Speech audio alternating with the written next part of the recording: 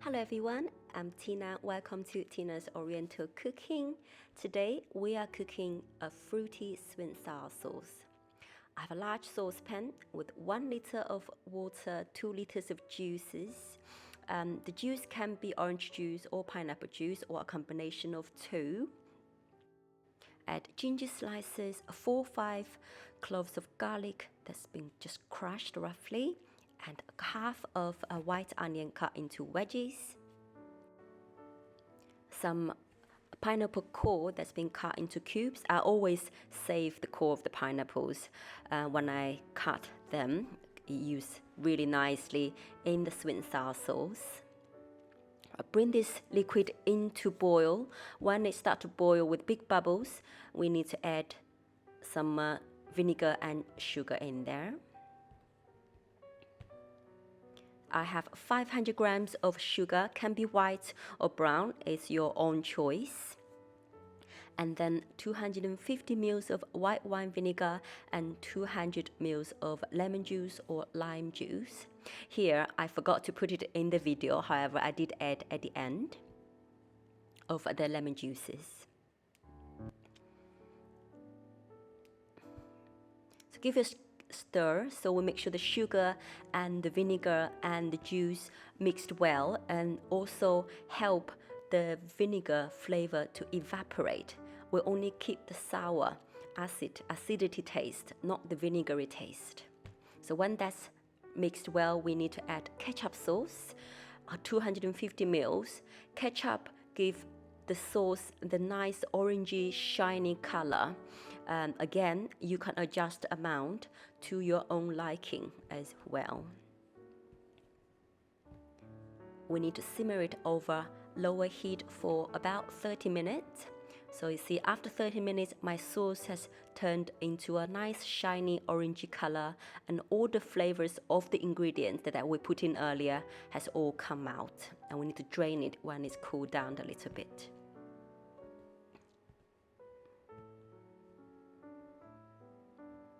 This sauce can keep well in the fridge for up to 2 weeks. You can keep it in an airtight container, or if you have a vacuum machine at home, put in a vacuum bag. It can be kept in the freezer, I think, but I've never used it because the sauce always finishes quicker than I could actually plan to freeze it down.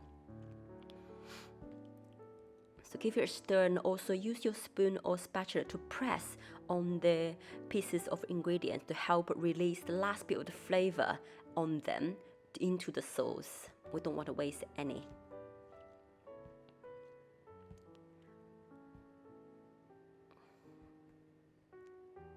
I use this sauce to cook crispy chili beef, to cook crispy sweet and sour chicken, or you can make it just normal grilled chicken, doesn't have to be crispy. It works well with tofu as well as even with fried egg as well. We need to have that crunchy egg white part, and then with the thickened sauce drizzled over it. It gives a nice flavor. It's one of a popular and common dish in the city I come from. Give that a try. I'm showing an example of how I use this sauce to make crispy chili beef in a hot pan with oil, onion and chili flakes. You can use fresh chili sliced or cut into tiny pieces into the pan and fry with the onions instead of the dry chili flakes. And I've got 180 ml of sweet and sour sauce we just made. Mix that a little bit and then season.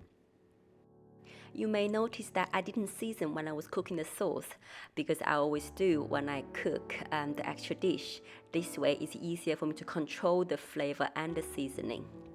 So half a tablespoon of soy sauce, a pinch of salt. You can add some ground black pepper at this stage or later on like I do. Taste the flavor after you mix it, so you know whether it is up to your liking. Until it just starts to bubble, we need to thicken it with corn flour and water mix. So my ratio is 1:3 of flour to water. I only added 1 teaspoon, so this way it's just right for my liking. However, add a little bit at a time to adjust to the way you want it. I've also added a little bit more sugar, so this way it's a little bit sweeter for me. When that all mixed well, we can add the red peppers or red chili if you like. Peppers, because it's a vegetable, so it can be eaten as a salad. It is up to your liking again to decide how long you want to cook it for. The most important thing is once the sauce is thickened, we don't want to cook in high heat. On a very low heat, put your vegetables in for it to simmer itself, to slowly just cook it. And then we mix it all well with the spring onion and the chili beef that's been double fried until crispy, but not yet too dry. So we still need to taste the beef inside and then crunchy and crispy outside. At the end of this video, I will show you how to prepare and fry the beef ready for this crispy chili beef.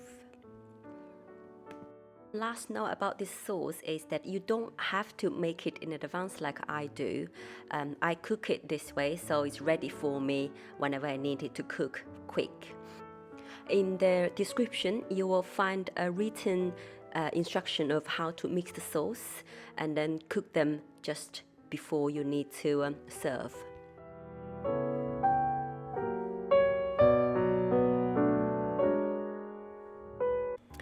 To fry the beef, we first need the marinated beef strips, like I showed before in the other video. Marinate the beef, they can be used in different ways. So in a large tray, large plate, whatever you have, or container, put in the corn flour, dry corn flour, spread beef over and into pieces. Make sure each one piece is covered with the flour before we fry.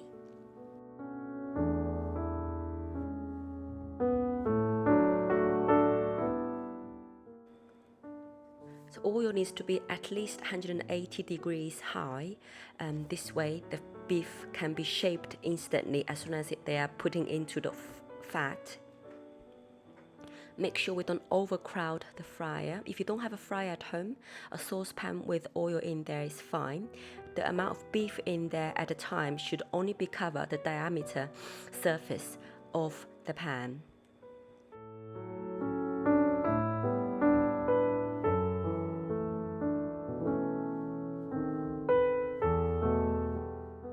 So you can see when the beef is put in there, there's lots of big bubbles. That's because of the moisture in the beef. Takes about a minute, it should be ready. We drain it out and then you should see this is the first time fried. So only once the beef is in shape but still soft enough to bend.